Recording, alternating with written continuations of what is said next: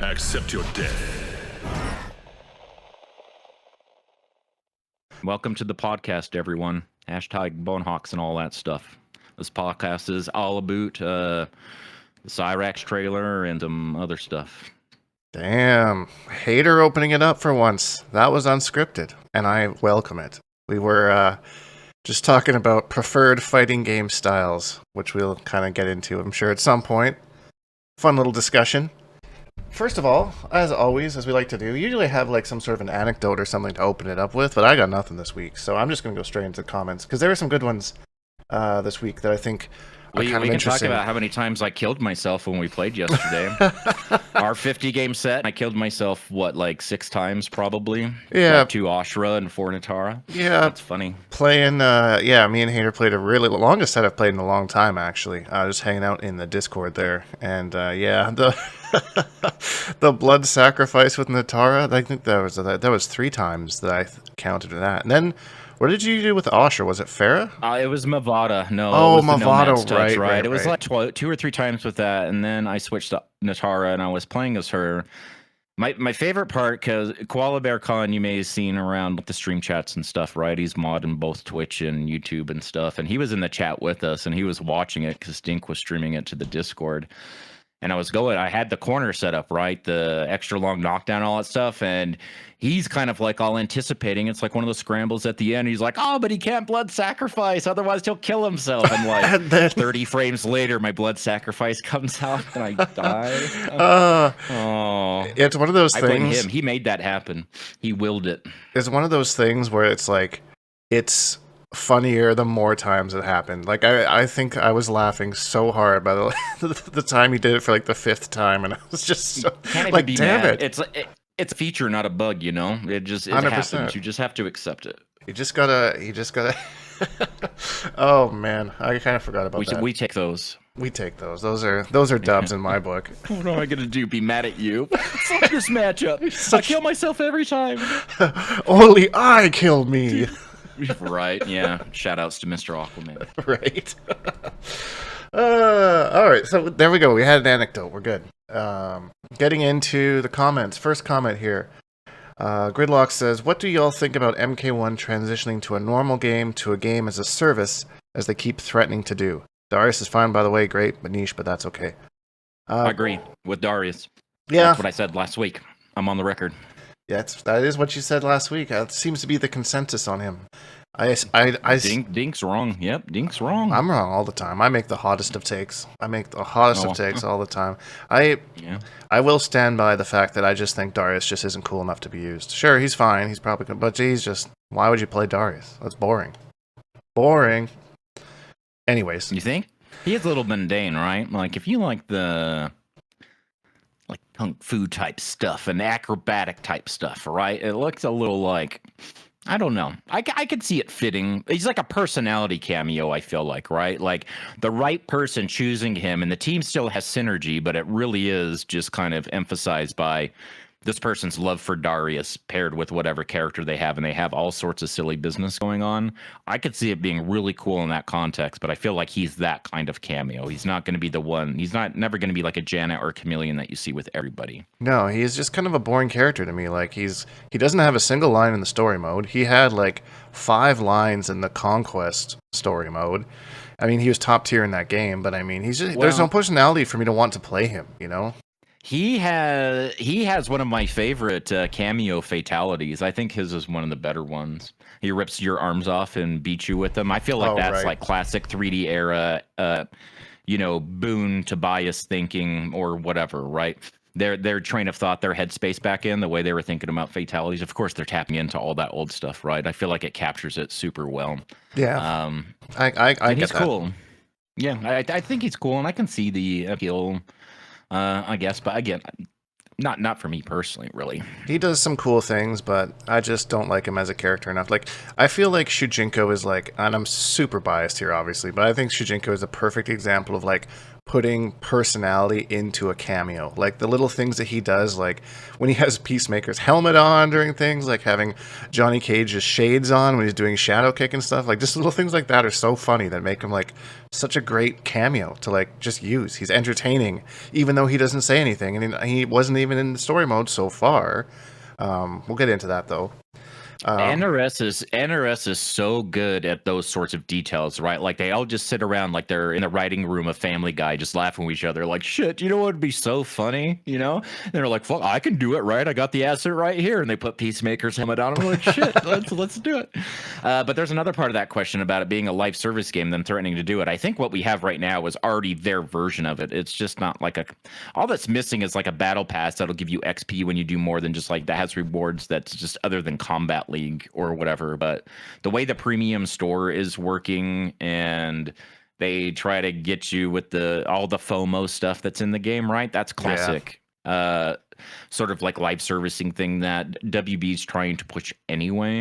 And I think they're doing that pretty well. Like they're not being, I mean, it's par for the course is the way that games are going, unfortunately, and I don't particularly like it, but they're not being super predatory with it. Like they seem to be giving us skins all the time for free. Like that Johnny Cage one, the action hero one, that's a pretty sick skin. Not gonna lie, I definitely was looking at that yesterday, and I've seen lots of people using it. It's a pretty sick skin to just like give away for free.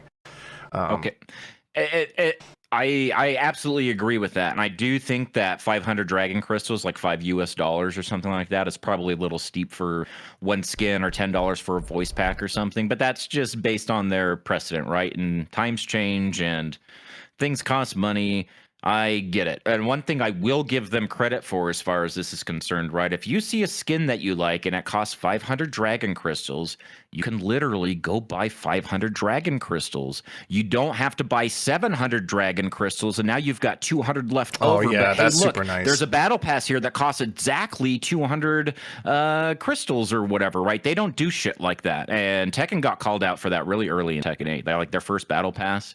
I think it was the opposite, right? The battle pot, they'd make you buy like at least $10. The battle pass was $8 of that, but you had $2 left for a skin, or it's something like that. But those sorts of like where they really make sure that the quantities don't even up. But they do give you like just enough dragon crystals not to buy anything when you're leveling up your characters, right? Like, so now you've got 100, and that's added onto your remainder of like whatever. Say, so now you've got 300 left over. You've got to buy, I think 500 is the minimum or something. So now you're kind of like off kilter, but I don't feel like they're they're not in that regard. It's not predatory to me. Not as egregious as some of these other games. If they're going to go that direction, I would say that I'm happy with how they're doing it. I don't agree with the direction per se, but if they're going to do it, which sounds like they're doing it anyways, I'm okay with how they're doing it so far. Little bit of a kind of what the fuck with like not being able to buy individual characters on the combat pack too. That's a little fucky. That sucks. Yeah. That does suck. I was in the premium shop because I always look to see what's in there, and that Earthrealm Melina's been in there like twice in the voice pack, and I've just like completely resisted. For some reason. So I bought Dragon Crystals for literally the first time to buy the UMK3 Ermac skin. I don't know why I just had to have it. I barely even played the character. But something about it, on him in particular, I feel like it pops. Especially that second red, like the second one. It's like the darker red, like the alt red from like MKX. Right. That is like my favorite retro skin for sure. So take my $5. And, you know, whatever. I'm not even mad about it. Yeah, I am lucky that I have not ever bought Dragon Crystals, and I've gotten everything that I wanted. So I have no complaints in that department. You had enough for your Deception Quan from just like leveling up characters, like what it gives you character progression or whatever? Yeah, the only things that I've bought from the premium store that I can remember are Deception Quan, Deception Shang, and Deception Li Mei. I think that's it. Maybe the Johnny announcer? Everybody in the audience rate Shang Tsung's Deception Beard on a scale of 1. And, I don't know. 1.5. Put myself on the spot. I don't know. 1.5. It's not very good, it's right? Terrible. Yeah. It's awful. Like, dude, it's like the worst hair render I've seen in like the current like generation of consoles. It's so bad. It's pretty bad. It's so bad. Anyways, Yeah, we're rambling like a costume. a bit. We are rambling. Let's move on. We got 2 more comments to get to here. So, Shit. Stone Cold Stutter. I love reading the names. Kills me. Make Striker overhead pop up. Plus, sub Kameo now has a parry that freezes. Badass. So, if Striker's overhead's going to pop up, I feel like you need to make that unsafe. Like, sure, that'd be a interesting buff to the character, but it shouldn't be like +6 or whatever it is on block and launch in its current state. I think all it really does right now, right? Both knockdown, it's just different block and hit advantage or something, different startups and stuff. But I agree, there's really not a way to like. I don't know. I think it's rough being out there when you got Farah doing Farah things, right? And That's here you're true. a striker. Like, hey, you remember grenades, but I also have this overhead low, but you can't really. I mean, it's meant for pressure, not damage like the others, right? Or I think that was the kind of idea, but he's more of like a pressure, kind of like defense. Like he's got your back, right? The grenades, so go do whatever the fuck you want, and grenades got your back. Restands? And he's got the little restand that's kind of like the Nomad's Touch, right? It's a high, but you can catch people like full screen. With him, you get a restand instead of the little gap closer and stuff. I am no striker enjoyer. Me neither. So I'm not looking to defend the guy or anything. Yeah. But I don't want him to be completely gutted either. I don't know what they could do with that. If they're gonna, I agree. If one of those options is gonna launch, it should be punishable. Like Farah right now going around, like you can try to poke, you can try to armor, you can try to up block or flawless block, to mess with the frames and things like that and try to get your punish. But dude, that's still so like way better than anything any other Kameo has to offer as far as if what you're looking for is overhead low mix up stuff. Yeah, I feel like she's the Kameo for that. And like I feel like we're both in the same boat where we don't really care about Striker, but we also don't want anything that's going to break the game, right? We don't want to see like all of a sudden everyone's using Striker the same way everyone's using Farah, So like I personally think Striker is probably fine how he is, but I mean, again, I'm not a Striker enjoyer either, so power to all the people that want to see him buffed. I completely missed that sub parry on my reaction video, and that actually was, like my biggest takeaway from the whole thing. Like I paused it, I didn't even finish watching it. I had to rewind it right away. Like what the fuck? Like, yeah, I just saw like someone frozen, and I was like, I went back and watched my reaction. I was like, how the fuck did I miss that? Like it was like, oh yeah, Sub-Zero out here missed freezing it too. I watched Mustard and Ketchup watching it. Well, they did their breakdown, right? But it was front loaded with their reaction. And Ketchup was going off. Like Mustard was like, "Oh, Cyrax do it," because it happened right. He went into like the net sort of thing. Was that the EX net part where? Well, we'll get into the trailer and stuff later. But he totally missed the parry too. He's like, "I'm just looking at Cyrax," and Ketchup could only talk about the parry. I was like, "I'm with Ketchup. Like that was me. Like, wait a second. Was that 2-1 canceled from something? Well, is that a summon or an ambush? All that shit. We'll talk about that in a little bit. Yeah. But yeah, Sub has a parry, and it's going to be awesome. Yeah, and I know Hatyr's going to use it because Hatyr loves himself some parries. I wish I had $1 for every time I got caught by Scarlet's parry. Any opportunity to kill myself, right? All right, so thanks for that comment. Last comment here, Dark Green 40. Shout Shang Tsung player. Scorpion's fire aura does 50 damage, and the damage over time is 60 each tick before combo scaling. I didn't realize how much damage this aura does, but I think we were kind of shitting on it a bit last week, but I was playing around with it in practice mode, and it is pretty cracked. Like, the amount of damage, like, I think it's 150 damage that you just cannot avoid unless you jump. Like, dude, people remember Scarecrow's trait from Injustice 2, right? Oh, yeah. Dude, this comes off an ambush. If you're at an end of round or end of match situation, so I agree, the more I've thought about it, it's expensive.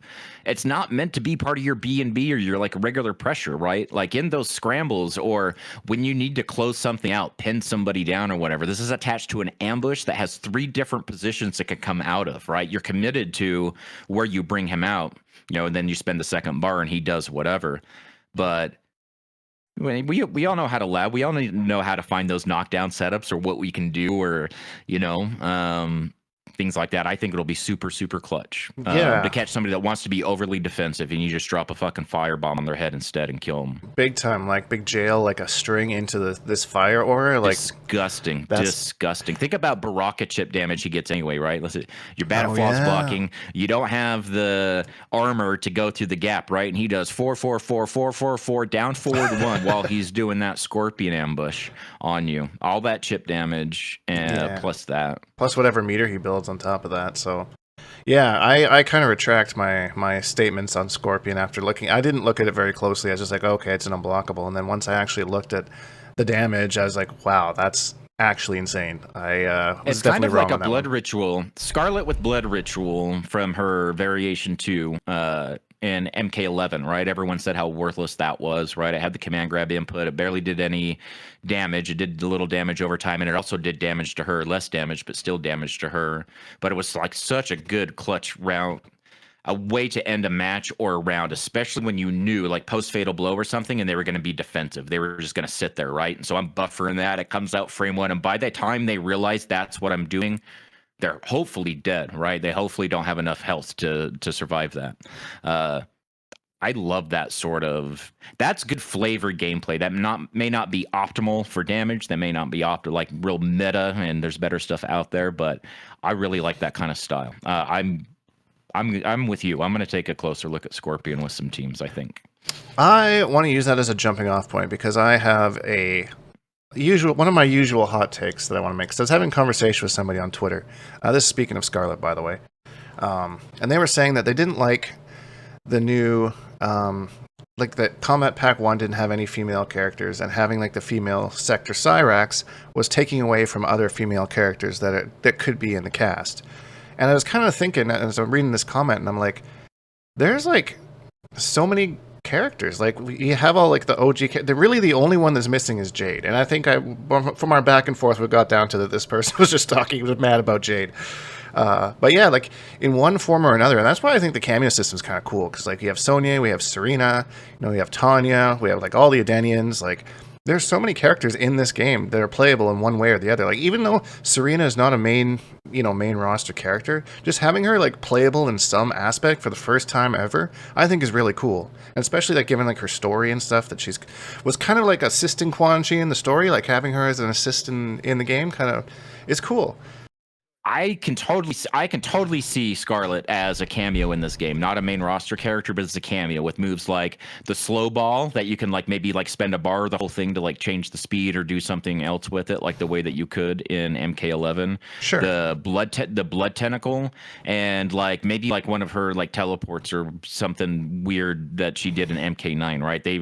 They're definitely, and we'll talk about this more when we talk about the Cyrax trailer, they are absolutely tapping into that MK9 and 3D era stuff and bringing those animations and move styles and assets and things like that to these characters. I think that would be super sick. I think I would have Scarlet like that.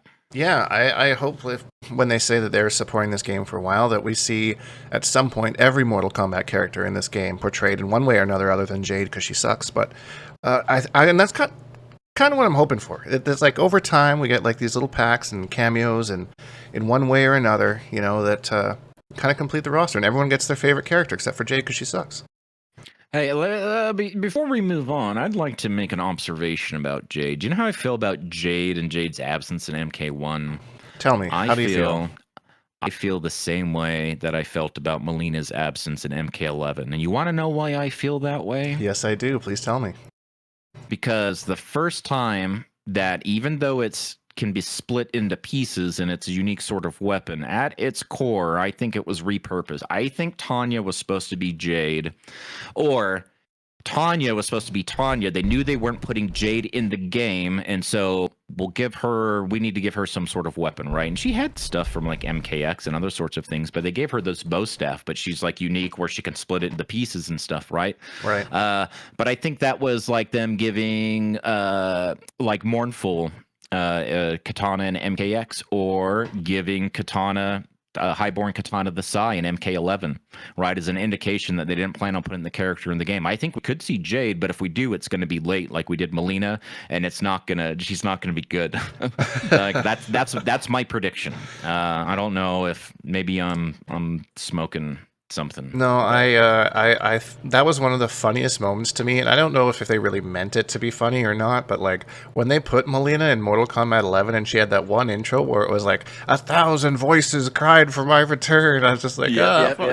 Dude, it's so meta, right? Like it's Totally. it's good, but you have to. We're gonna give her this bob, right? Oh, The man. Baraka teeth just transplant over. I did not like the way the Tarkatan teeth looked like in MK11. The game was very good graphical fidelity. The actual design, the way they did the kind of like big teeth for Melina and Baraka, was not a fan. No, I didn't like it either. I mean, Baraka was cool, but it didn't really look great on Melina.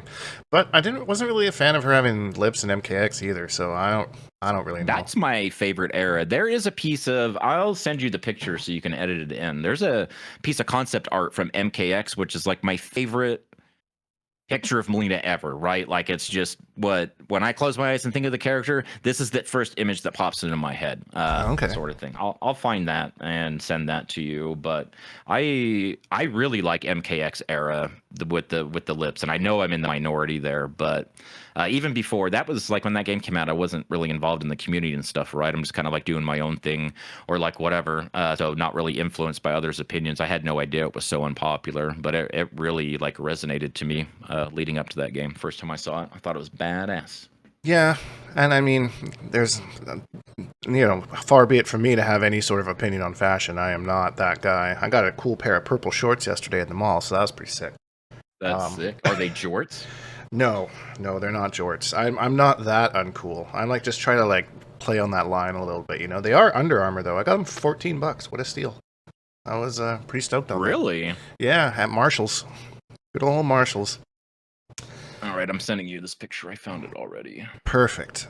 So let's move on to Cyrax's gameplay first. So from the whole trailer, like kind of the things she was doing, I watched Ketchup and Mustard's breakdown as well, and I found that I seemed to notice a lot of the MK9 kind of styles, and when I was watching them, they were pointing out a lot of the 3D era style stuff that I missed.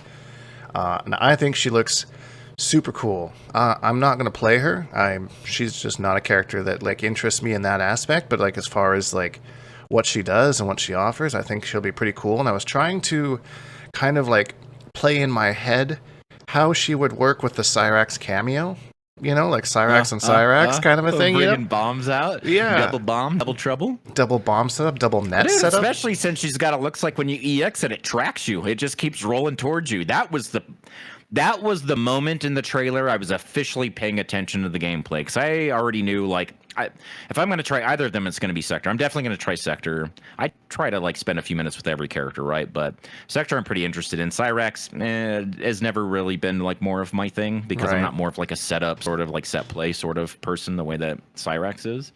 But I tell you what, when I saw that little grenade rolling towards the opponent while they're being comboed, I was like officially paying attention to what was happening on the screen, like locked in.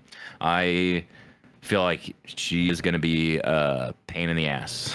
Yeah, and there's got the one net that corner carried, like just pushes you around the screen. Like that was crazy. Is that the EX net? And yeah, the last trailer we saw one pin them down on the ground, right? So is that the regular one, and then the corner carries the EX one? That better be 2 bars. Yeah, if you go that's to the corner carry and it crumpled, right? You're still stunned. She still combos from that, right? Yeah, that's what it looks like. So I don't know. There's so many things with her nets and stuff, and then she's got like the green boogery stuff that like sticks you to the ground or whatever. So I think between the green boogery insulation looking stuff and the way they did her nets, they had Devora things in mind, and they even gave the ovipositors to Sector, at least for her back throw. I'm sure it'll be part of her normals and stuff too, but she's got the little ovipositor things that come out of the back of her suit. So I think they both have their own flavors of Devora that got injected into them. So it might be kind of like a nod to her, in my opinion. Devora confirmed, not an MK1.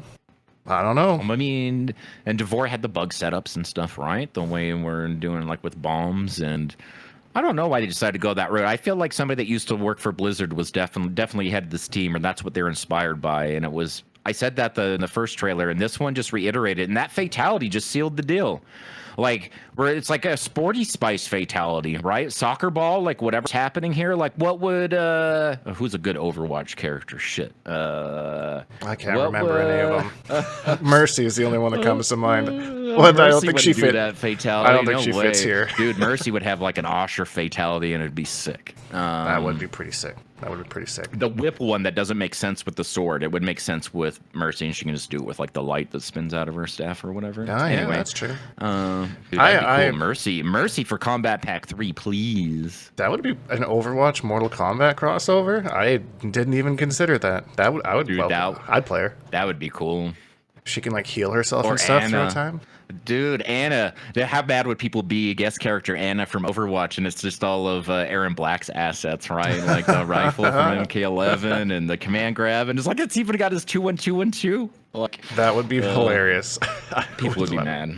Yeah, I mean, I wonder if we'll see Aaron Black in this game at some point, because we see him like in the invasions mode. Like if you fail like the test your might, you can hear him say a little quip and then he shoots you. So I don't know if we'll see him. I could see him as a cameo, right? Imagine ambush cameo Aaron Black that comes out like Lackey Farah or something, right? But then he goes into rifle stance, or like Janet, like mime stuff, right? But now we're doing like Deadshot sort of like ambush stuff, right? These low rifle shots. I mean, it could be. That'd be annoying. I could see them doing it. He throws like the little reptilian acid on you for like a little damage over time. You know how you can like, well, I don't know if you know, if you play Chameleon or whatever, but if you're in Melina disguised as Chameleon, like you can literally react with her ambush to like punish somebody that jumps, right? It's so fast, like you can catch somebody in the air and just kind of air to air them with Melina. It'd be cool if he had like a gunshot, like how he, shoots the coin or whatever. If he had like a quick little ambush anti-air like sort of thing, or maybe a combo extender, right? He just comes up and ping, makes a little quip. That would be kind of little cool. Revolvers, you continue your combo. We definitely got sidetracked on the Cyrax gameplay, but I don't really think there was. Shit. I don't think there was much more to really like. There's the ground net that she has that like pinned you to the ground. I don't really know what you'd use that for, to be honest. I literally just watched the trailer and I forget what she does after she hits you with that.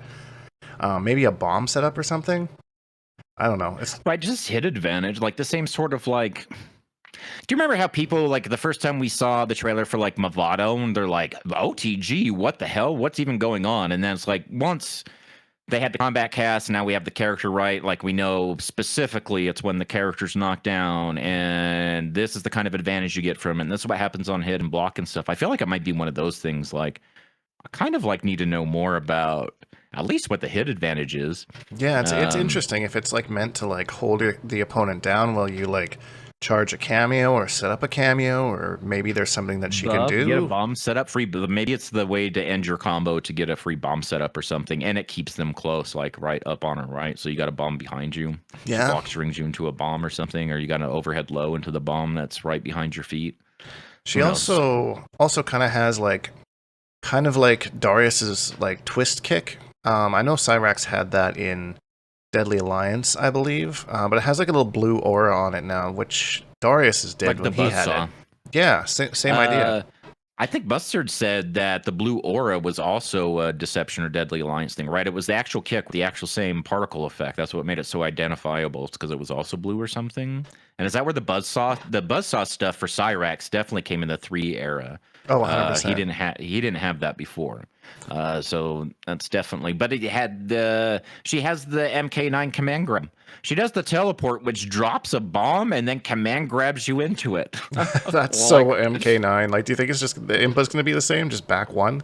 Like, just one button command grab? There's no way. Could you imagine? I'd be pissed. So many people would be pissed.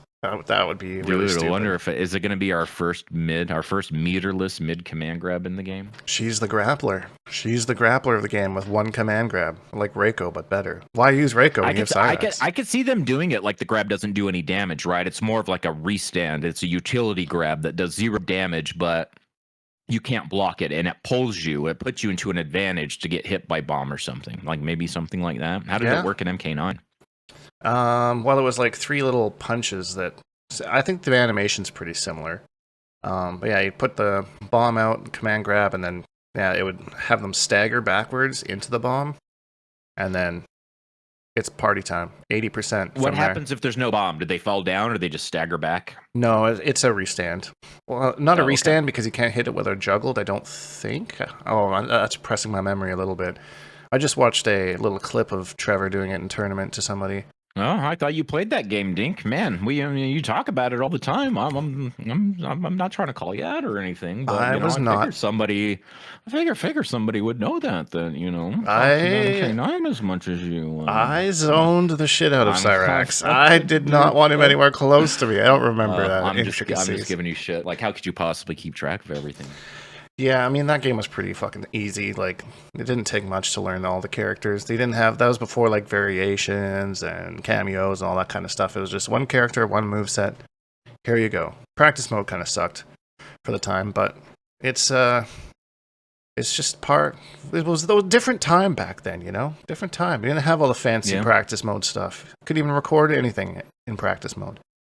Yep. So what about the story? Anything stand out to you in the story part of that trailer? I am such a nerd for the lore and the story. I am so excited. I really hope that we see like classic Scorpion in some way or another, but I want it to be like a cool twist, you know? Like I feel like it would be cool if like they go in there, because we see like, if you haven't seen the trailer, why are you even listening to me? But we see there that like Scorpion, and I'm assuming it's his Harumi, I think is what her name. I don't know if they mention her in the trailer specifically, but they're getting married, and then the Lingwei is coming in to like Crash the wedding. Crash the wedding. Yeah, exactly. There's a little Game of Thrones reference apparently in there that I didn't get because I haven't seen that show.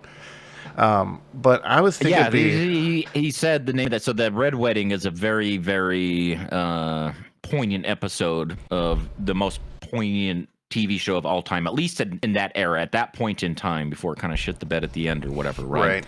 Like one of the greatest episodes of TV from one of the greatest from one of the greatest TV shows ever in that era, right? At the time, season 3, episode 9, The Red Wedding, had everyone like whatever. So that's a reference for a lot of people. I'm sorry you didn't get to enjoy that, because I'm sure that made a lot of people smile. That was cool. So Johnny Cage is basically saying that this is not going to be the greatest episode of TV ever. He specifically says this is not going to be that. So set your expectations very low. This episode's going to suck. This is how I'm taking it after your description now. No, he's saying this is what I think is going to happen. If we go in there, shit's going to go down. I'm not going in there. It's going to be a shit show in there. Haven't you seen Game of Thrones?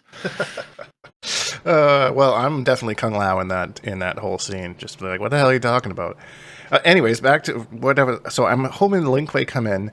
They end up killing Scorpion's wife. Scorpion doesn't die this time around. Scorpion's wife becomes the Spectre Scorpion, like the classic Hellfire Scorpion. That would be so cool. So it gives sick. me a premium skin with a new voice and all of that stuff. Not Injustice style, where you give them like 2 lines and everything else is exactly the same, except for like, 2 little variations of a skin. Like, actually give me a nice fleshed out premium skin so I can play 2 versions of the same character. That would be so cool. Yeah, that would be actually sick. How you would make her unique would be a challenge, in my opinion. I don't know how you wouldn't just like, because we already have 2 Scorpions in the game. We have Scorpion, the main roster, who's kind of more of like the ninja type Scorpion with, the spear and the whatever the little sickle thing he has is.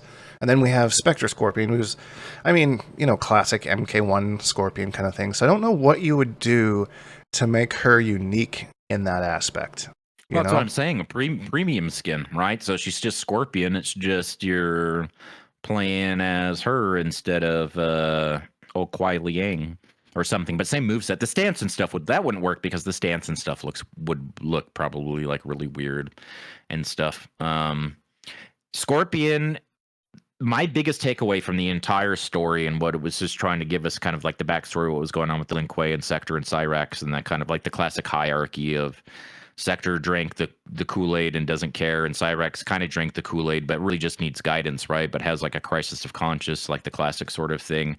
The scene between Scorpion and Cyrax, look, Watch out, Megan Fox. We got voice actor in the house, right? Whoever's voicing Kuai Liang, I'm your number one fan. What else have you done, right? Like I was so captivated by it. I was like, you blame me for your actions? Like that whole like That was interaction sick. that they had. Dude, I rewatched that over and over again. I had to rewatch it before we started here so I could just remember like, that exact line. And it's just like his attitude, you can see the shift. Like up to this point, it's been like, okay, kind of like it's the MK1 thing. Kuai Liang, a Scorpion, that's cool, right? Nothing like really special. I'm not mad about it, but I don't think it's necessarily awesome. It's cool. I accept it or whatever. I'm super stoked on him now. I kind of like want to play the character. Like, and just those few little moments. I think I have faith in the story mode for the voice talent that they have for this game, Oh, 100%. These people deliver for sure.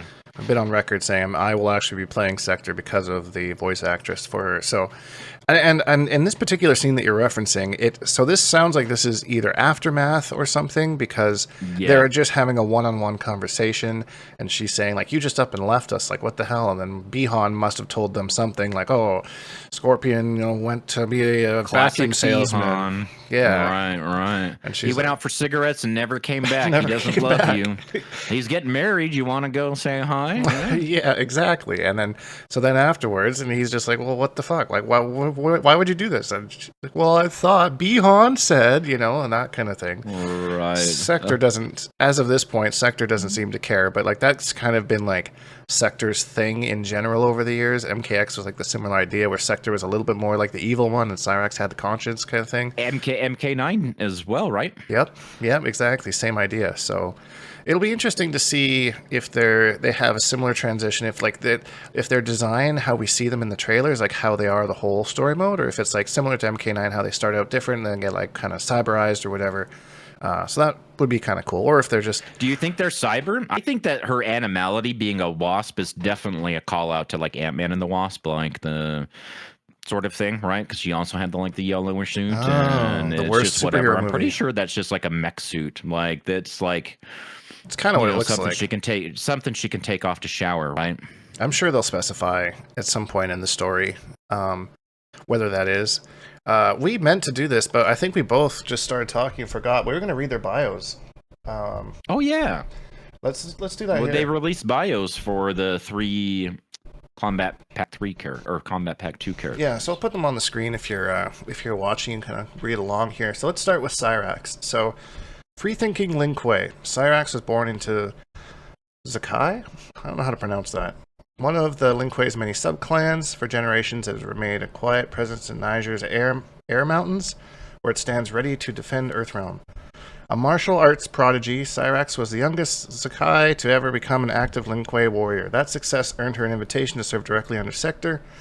Cyrax seized the opportunity with her trademark vigor, but while her skills have endeared her Sector, her independent streak has not. Despite Sector's best efforts to break it, Cyrax's will remains untamed.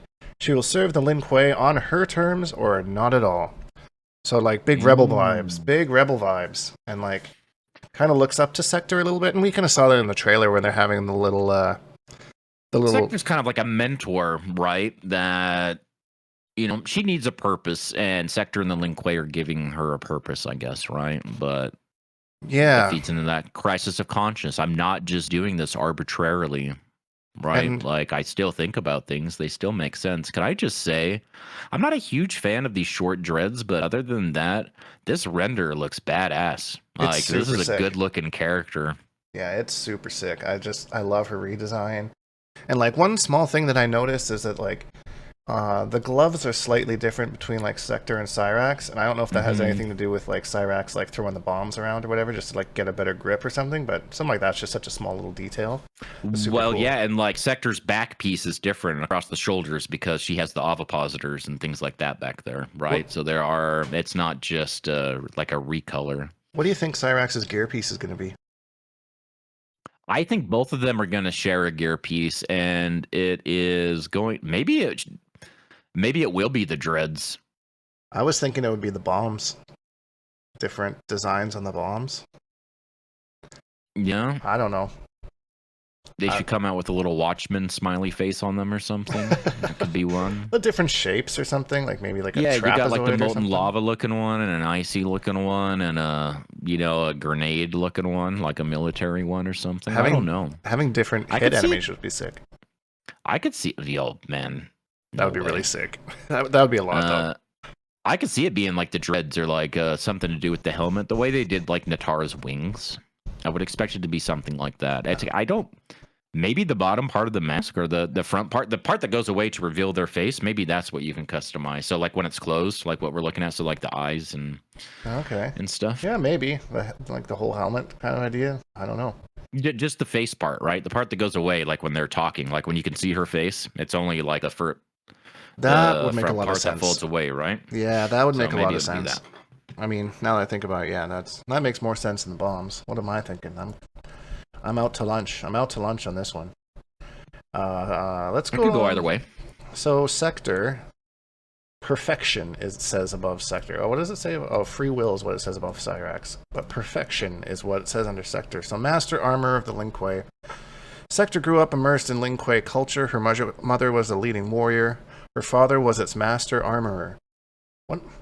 So that's probably kind of hinting a little bit towards like the whole cyber thing. You know, like it's like the Hatyr of the Lin Kuei. You know what I'm saying? She's like, right. So she's like the, let's say like the daughter of the Mad King or something like that, right? You know, carrying on the family legacy and been indoctrinated from a very young age and has like a very specific sense of like loyalty and superiority and order and all that sort of stuff, right? Yeah. Yeah, so that makes sense. So she's kind of carried that on the next generation. It says next that she surpassed her father's skills and then took its place when he retired.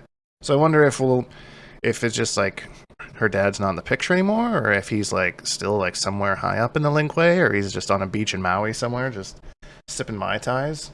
Like, she seems like the kind of person that would kill him so she can take his place. And I should be retired in finger quotes or something. Oh, I don't think that really happened, but I wouldn't be surprised. Sector, where's your dad? Oh, he passed away. Or he went out for cigarettes and never came back. Yeah, I don't know. Have like you that seen Scorpion guy. Like that Scorpion, your dad? Bro, that would be nuts. That would actually be crazy. What else does it say here? So it talks about her mother as well. Honor her mother's legacy. Now her vast knowledge of weaponry and her formidable martial arts makes Sector a combatant like no other. Is that all that it references? Is just her mother's legacy and doesn't really mention anything? Yeah, what legacy is that? I guess maybe we'll find. We'll find out more. Stay tuned. Stay tuned. Sensing Sector was a kindred spirit, Sub-Zero shared his grand vision for the Lin Kuei. So yeah, he basically indoctrinated her. He's like, oh, she'll listen to me. Then the last line here. Now Sub-Zero's most trusted lieutenant, Sector will force the Lin Kuei to evolve. Those who cannot change will be eliminated.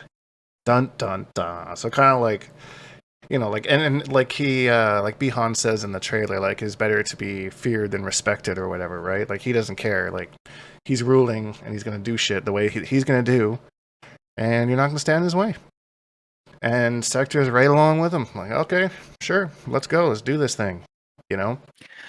So, if those who cannot change will be eliminated, which would be both Sub-Zero and Sector, probably. Now we're going to see Sector get bodied in the story. And is this the Sub-Zero? Even though they said that Noob was Bihan, but it was Bihan from a different timeline, do you think they could do like a Geras Fatality 2 to where it really is the same person, but at like different times, like sort of thing?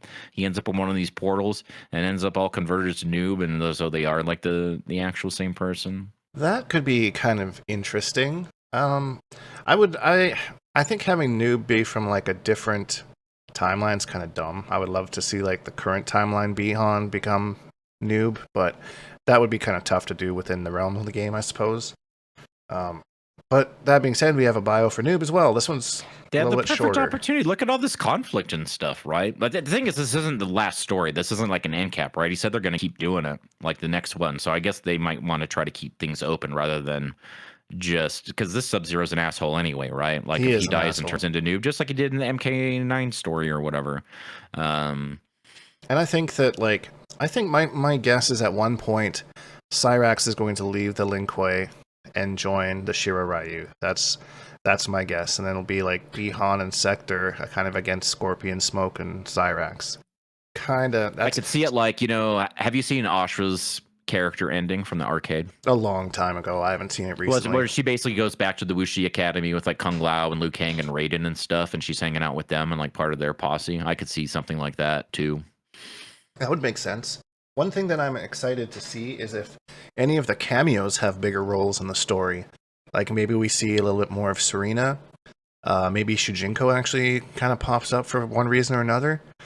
That's something that I kind of... He should just be walking in the background. It should be a cameo, right? Like he's walking in between two tables to go to the bathroom, like when two characters are talking. That would be awesome. Or we'll just have like a back and forth scene where like two groups of people are talking, and then all of a sudden one side just has Shujinko just standing there with them, and then the next one he's gone. He's like, yeah, he's just there stroking his beard. Stroking his beard with Johnny Cage's sunglasses on, just living his best life. Oh, that would be like so true to how like the cameo works too. Oh man, I would love that. So we can see the flamethrowers on her wrist, right? The difference in her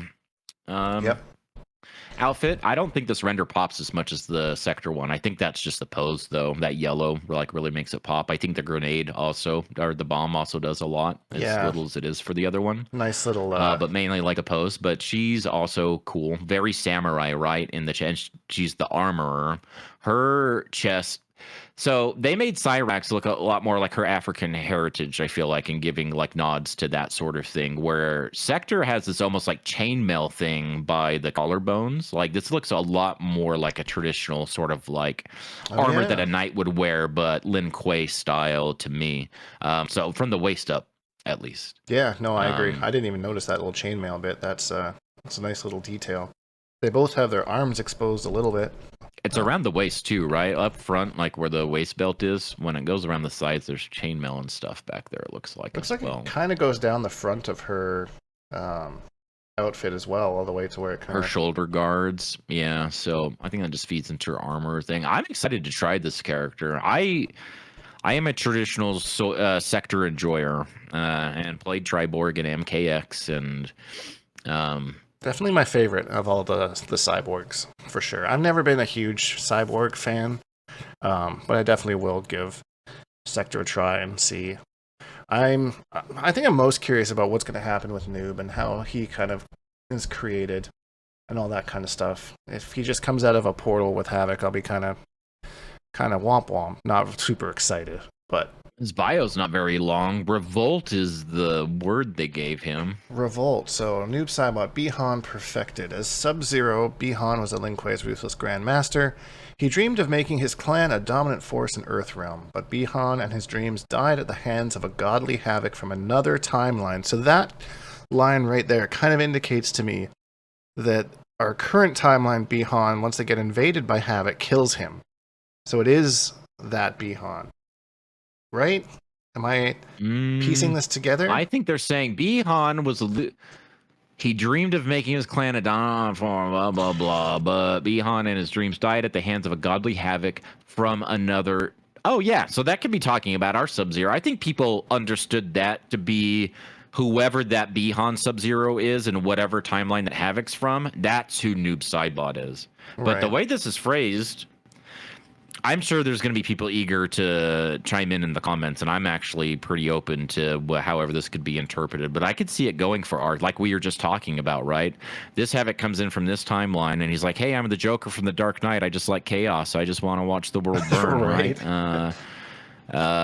And he doesn't kill this Bihan for benefit of like Scorpion and the rest that he's attacking, right? He's just attacking everybody or like whatever. He's caught in the crossfire. Whatever. Maybe he senses some sort of kinship in Sub-Zero and he knows that this is going to be a guy. I like the idea of the ritual, the Quantry ritual to turn him into Noob Saibot. Who knows what he's going to do?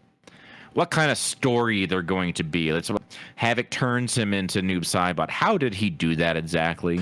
Well, they're in the story trailer. Somebody calls him out as like Bihan, he's like, yeah, what did Havoc do to you? And he's like, he perfected me. So it like makes me think that like Havoc like approached him as like, hey, you want to be like super powerful? And he's like, hell yeah, brother. And then he just did something to him.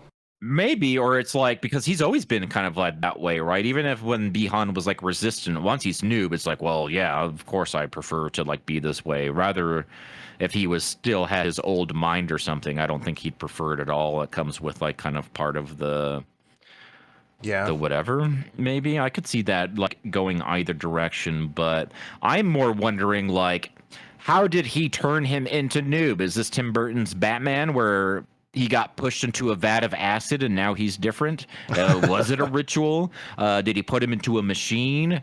What kind of quirky thing will they come up with? I'm actually kind of worried about that. I could kind of just put a damper on the character. I'm still playing him, right? But they could make it pretty lame pretty easily. And unfortunately, I feel like there's a lot of instances like that in the last couple stories from the last couple games where it makes me reluctant to have confidence in that. So yeah, we'll see. I don't know. It'll be interesting to see how he's. I haven't seen. Like again, I'm not a noob Cybot enjoyer. I don't really play the character. I don't really care about him. I haven't seen too many great things about his redesign.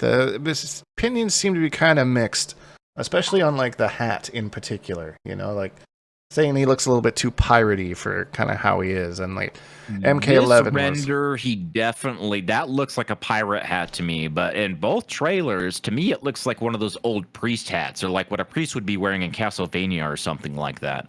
This definitely looks like a pirate hat. I don't know if that's the same and it's just still versus in motion, or maybe it's just straightforward or something. If that's the case, I think maybe the hat and the mask will be his customizable thing, and hopefully not the clone like it was in MK11. That looks bad. He looks very good from like the eyes down. From the eyes down, yeah. He's got a straight up severed hand on his belt. That's kind of, I know. That's kind of that's crazy. not his customization thing. That'd be weird. That'd be classic MK11 if that's what it is. That would be, yeah. Especially when we're looking at this ugly ass hat, right? If they make it that hand on his belt, come on. Yeah, I don't know what that's about. That's kind of, I don't want to say out of place because it's like dark, I guess, but I don't know. Just a hand, bro. It does seem kind of out of place. Like, what does it mean? It like means nothing, right? Did you put it? You know, cut your hand off and put it on. I don't want to derail this too much. Stop me if I go longer than a minute, right? But I'm gonna quickly talk about Miyazaki, the creative director. He's now the president of From Software. You all know who he is: Demon Souls, Dark Souls, Bloodborne, Elden Ring, and all that sort of stuff, right? But this is the kind of stuff that he's always railing on about, right? He's got these artists with all these crazy designs, right? And it's like, I need a dragon, and this is their tragic backstory and all that sort of stuff. And you know, his concept artists go and present him with all this stuff, and he's like looking at this badass picture of like a dragon is covered in maggots and all that sort of stuff. But it's like, I feel like you're kind of doing like, what's the story behind this? What is it telling me? Is it there just to make it more grotesque, or is it serving a purpose? Is there storytelling behind, like showing like its age or like what happened to it or something like that, right? I feel like that hand is something that Miyazaki would be like, what the fuck does that even mean? Like, why is that there? Like, help me understand. What is it adding to, what is the viewer when they look at this taking away from it, right? What can we infer from it? Yeah. And what do you infer besides like a big question mark? Like, does he just need like a high five every once in a while? He just, you know, a high five on demand. He's got the clone for that. Double high five on demand. I don't know. Go for the triple. I don't even know how that would work. Just a high five on the old belt. Hey, good one. High five. Maybe before he duels, he takes it off his belt like they used to kind of like slap your face with their gloves, right? He just does it with the severed hand that's on his belt. Actually, like, I challenge you to a duel. Smacka, smacka. That would be kind of badass, not gonna lie. That's definitely up Noob's line as well. He's got like posture like Raphael from Soul Calibur 6, like standing all straight up, like with this, I challenge you. This dark brooding freaking wraith, just like, I'll challenge you with a little fencing freaking sword. Oh man, this is very delicate, you know. He's got a feather on that. Is that that's the last render, right? That's the last render. We went through all three of them. At least as far as I know. I could find something after this.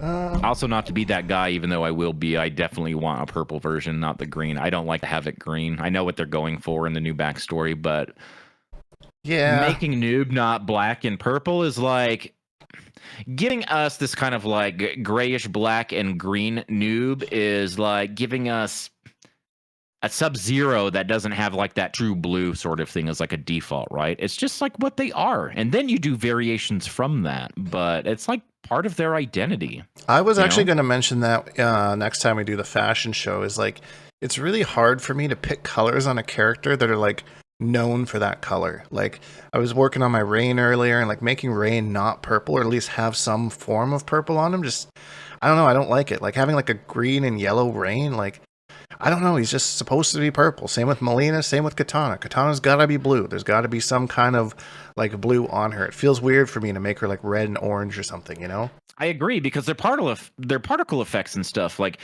Melina has pink size, and so when you're running around as X color, right, your effects are still all this color. It makes it really hard to actually for me to decide on costumes for Ashrah because she has gold and she has purple, right? I feel like my outfits need to stay like very neutral, not too saturated of one color, like something I can blend with it. Like, for what that's worth, right?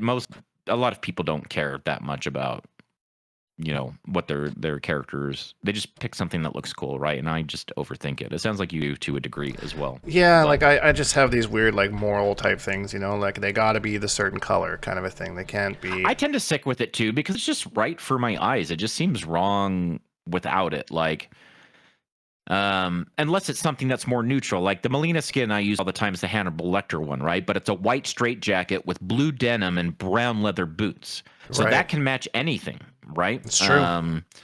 So, and I think it looks cool because it's all kind of like earthy and muted, like sort of thing. And then she's got all these very vibrant, oversaturated particle effects. Then she's got the shaggy ponytail. Like that's her best hair in the whole game. She's got the safe sides and the shaggy. I don't give a fuck. It's laundry day ponytail. It's such a sick skin. I love that skin so much.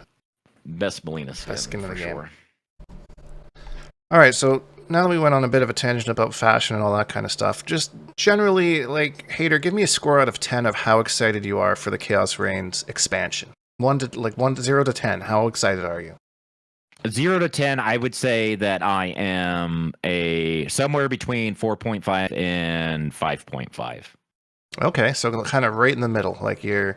As it gets closer, that'll probably raise because I'll want the pre-order skins and stuff, but I'm not dying for it, right? Like I'm not just like, oh, I can't wait. Like the day before, like Elden Ring came out, I couldn't sleep. Like I was 7 years old and Christmas was the next morning, right? Like it literally disrupted my sleep. There's no way this is doing that for me.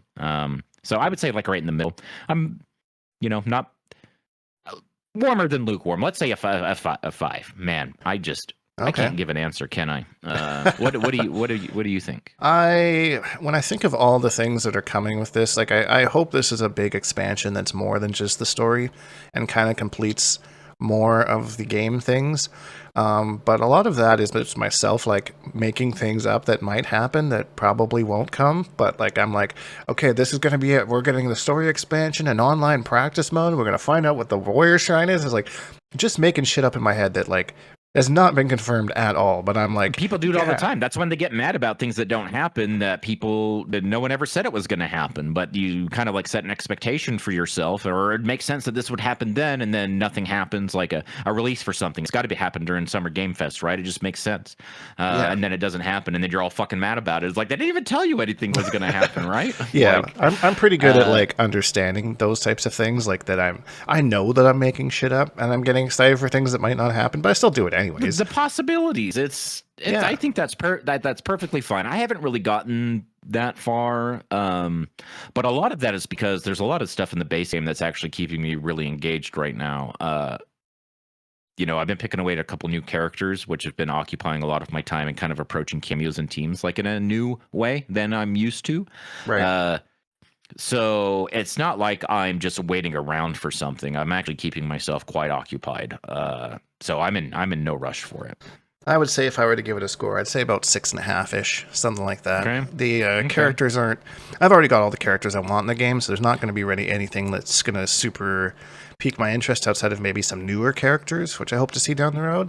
But the first character you're going to try then, right? Sector? Is that Sector. The first thing you're going to do when you get it? Yeah, Sector will be the first character that I dive into, play some matches with.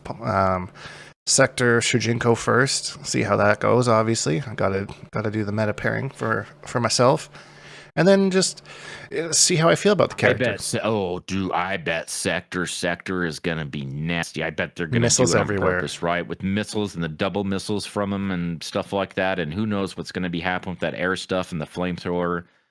What kind of plus 18 restand setups there's going to be inside. I bet it's going to be nasty. That's actually probably one of the first things I'm going to look at just for the sake of it. Yeah, I think I'll probably look at that too, but I don't think I'll play at it. But looking at like all the character cameos together, they're the same. It's just something that's kind of interesting, right? So I'm also excited for any sort of balance that happens. See what changes happen to Quan and Shujinkydink. Specifically, because I really do want to play those two together, but they don't really pair very well. So that's why I've been playing them separately. So if it comes a day where I can play both of those as one team, that will be my team, and I will not be playing anything else outside of fun. I think I'm going to try Cyrax first. I want to spend at least a couple minutes. Just give them a chance, right? A chance to grab me, even if I'm not like really interested. So I'm going to start with Cyrax, and then I've got a baseline before I start with Sector, so I can compare them like a little bit, just at least their strings, their normals, and like what they can do in the air and stuff. And then let's say like 5 minutes with Cyrax, and then I just only want to spend like 10 or 15 minutes just fucking around with buttons with Sector, then do the same thing with Noob.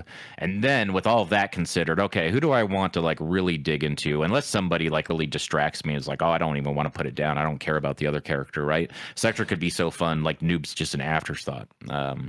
Right. Or, I expected you to go Sector. Noob first.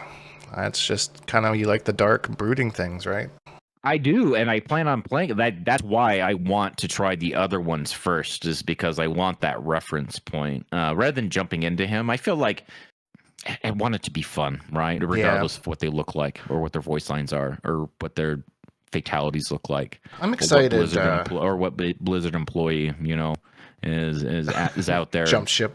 Design all these animations with them jumping around and stuff. I'm excited to try a new character. I've been kind of intimidated on learning new characters because going between Sindel Shujinkydink and Quan Motaro, I always mess up my inputs. I'm always trying to do one thing the other person does with the other character, and just mess too much going on in my brain. So that's why I haven't really explored much with characters. But Sector is going to be the next one that I kind of dive into.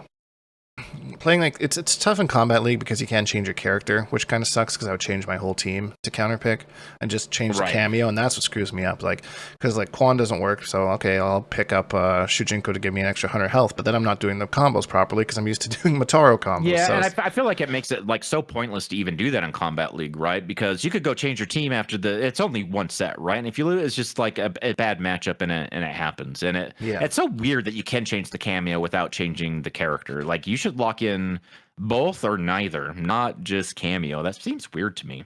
Yeah, I mean, in MK11, I remember saying that I wish you couldn't change a character, and then in this game they'd made it so you can't, and now I want to. So it's. I think it would be fine if you couldn't change the cameo either. I think it would be fine just to lock it in, right? You're kind of like committed to it. Yeah, like every other fighting game does. Yeah. And I think that would be so. Maybe just to prevent that, just don't do it, right? You just got to suck it up, Buttercup. Yeah, that's kind of what I've been doing so far. But maybe they'll change that for year 2. See, that's another thing that I'm just irrationally coming up with. Maybe they'll change how Combat League works. Maybe they'll put it back to first to 3, and you can change both things, And it's not like you have to go back to character select every time. They made that little mini menu with the cameos. They could do something similar for the characters, just to speed things along. Yeah, exactly. Yep. Who knows? Year 2 is just on the horizon. Lots to look forward to. I hope you enjoyed our banter today about Cyrax and the story, and I love nerding out about that stuff. So I'm going to give a little shout out to a couple of videos that Hatyr's worked on lately, so go check those out. Link will be in the description if you want to see some cool Natara, Frost, Farah? Farah was a while ago that you did Farah. No Farah. Some Natara Cryomancer stuff, right? It's not like high level tech. But thank you for the shout out, right? It's just stuff all I'm doing is sharing stuff that I'm kind of messing around with, stuff that I'm doing anyway, right? It's not like a high level meta stuff, just interesting stuff. But lots of interesting stuff nonetheless, and it's a cool watch. So yeah, head over there after here, and if this is it for you, if you enjoyed this video, please leave a like because it really helps me out, and subscribe if you haven't, because I make new videos almost every single day. Hashtag Bonehawks, all that stuff, and we'll see all you Bonehawks in the next video. Woohoo! It's a me! Shujinkydink. Hey, bird.